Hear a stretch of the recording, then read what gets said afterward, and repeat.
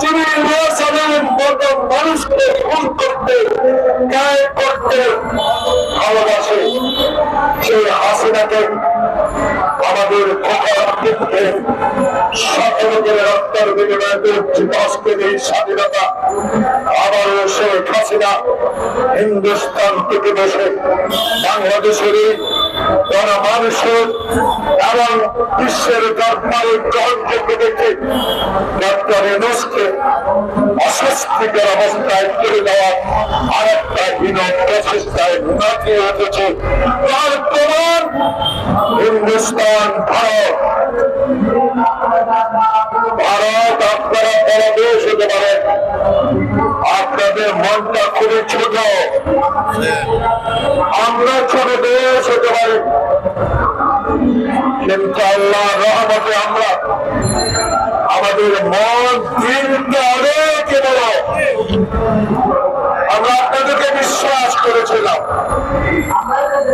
আমরা পাকিস্তানের বিরুদ্ধে সংগ্রাম করেছিলাম, আমরা মাওলানা আব্দুল হামিদ খান ভাসানীর কথা শোনার চেষ্টা করেছিলাম।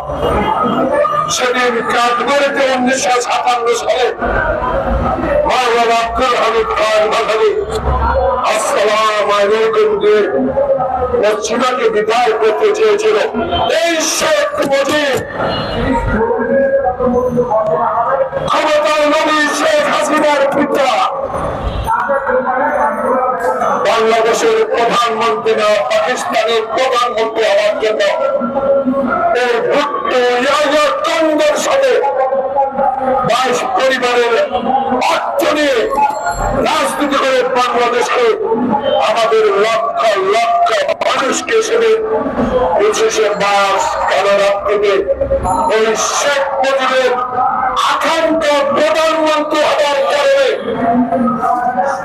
আলোচনার নামে অচলাবস্থা সৃষ্টি করে সেদিন 25শে মার্চ কালো রাত্রিতে আমার রিক্সাওয়ালা থেকে শুরু করে মুক্তিযুদ্ধের বিশ্ববিদ্যালয়ের শিক্ষক ছাত্র করে থাকে নির্মমভাবে হত্যা করেছিলেন। প্রিয় ভাইয়েরা, নতুন প্রজন্ম সবাই আপনারা আমার ছেলের বয়স,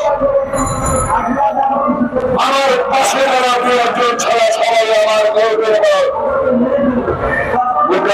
বলেন তো বাংলাদেশ বিশ্বকে তার স্বাধীন করেছিলাম শেখ হাসিনা তার বাবার রাজনীতির জন্য আমরা কখনো করিলাম, আমরা পরিবারের বিরুদ্ধে লড়াই করেছি, আমরা বৈষম্যের বিরুদ্ধে লড়াই করেছি, আমরা তৎকালীন পাকিস্তানে কুখ্যাত হামিদুর রহমান শিক্ষা কমিশনের রিপোর্টের বিরুদ্ধে লড়াই করেছি, আমরা সরকারি আইনের বিরুদ্ধে লড়াই করেছি। ডক্টর মিনার রক্ত নিয়ে ইতিহাস সৃষ্টি হয়ে গিয়েছিল। সেই কথাগুলো মাউন্নের সালাম মার্কেটের কথাগুলো এরশাদের নির্মমভাবে হত্যাকারীদের কথা বছরের ভুলে গিয়েছিলেন। শেখ হাসিনা তিনি মনে করেন নাই, তাই সেই হিন্দুস্তান ভারতের রয়ের কথায় বাংলাদেশকে পরিচালিত করে বাংলাদেশকে আজকে আমার দাবিকে অপেক্ষা করে বাংলাদেশকে মরুভূমি করে তুলেছিল। আজও আমার সামনে রাষ্ট্র মন্ত্রণালয়